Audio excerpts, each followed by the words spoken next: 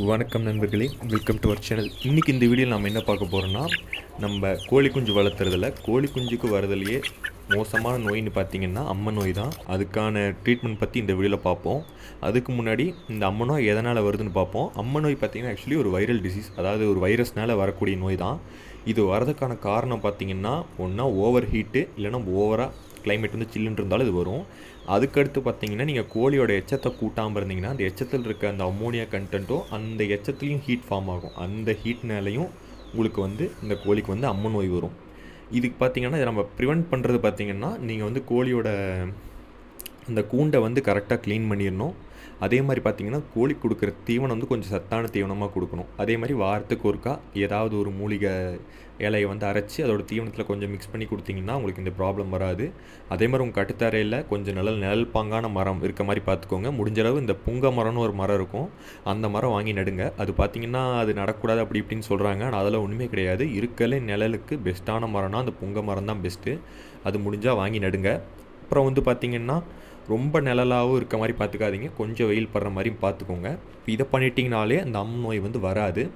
இதுக்கு அடுத்து அம்மை நோய் வந்தால் எப்படி கண்டுபிடிக்கிறது? அம்மை நோய் வந்து பார்த்திங்கன்னா அந்த கோழி குஞ்சு முகத்தில், அதோடய முதுகில், அதோட கால் பகுதி, அதோட ஆசனவாய் பகுதி கிட்டலாம் சின்ன சின்னதாக கொப்பளமாக எந்திரிக்கும். இந்த சின்ன கொப்பளை நீங்கள் பார்த்துட்டிங்கனாலே அதுக்கு வந்து அம்மை இருக்குதுன்னு அர்த்தம்.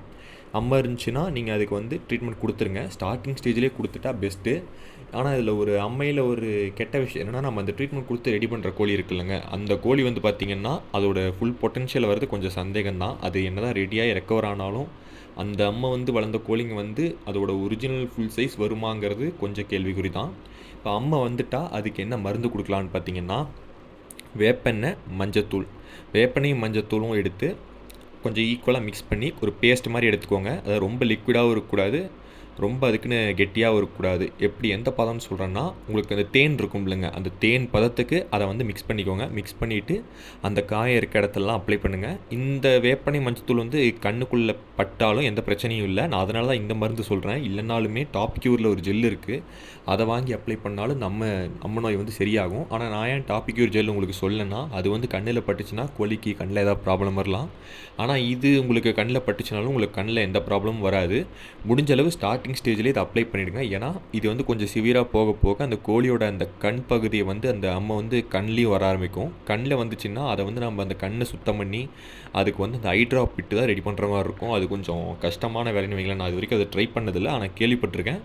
நீங்கள் ஸ்டார்டிங் ஸ்டேஜ்லேயே இந்த வேப்பனை மஞ்சத்தூளும் மிக்ஸ் பண்ணி அதை அப்ளை பண்ணிட்டே வந்தீங்கன்னா 4 நாள் அம்மை சரியாயிடும். உங்கள் கோழி குஞ்சு வந்து ரெக்கவர் ஆயிரும்.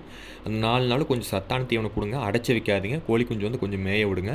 அதே வந்து ரொம்ப வீக்கான கோழி குஞ்சாக இருந்தால் அடைச்சி வச்சு ட்ரீட்மெண்ட் பண்ணுங்கள். ஏன்னா அது வெளியே மேய்ஞ்சதுன்னா கண்டிப்பாக காக்கா கழுவோ பிடிச்சிட்டு போயிடும். இதே மாதிரி உங்களுக்கு வேறு ஏதாவது டவுட் இருந்தாலும் கேளுங்க, அடுத்த வீடியோவில் அதை பற்றி பேசலாம். தேங்க்ஸ் ஃபார் வாட்சிங். Please subscribe my channel.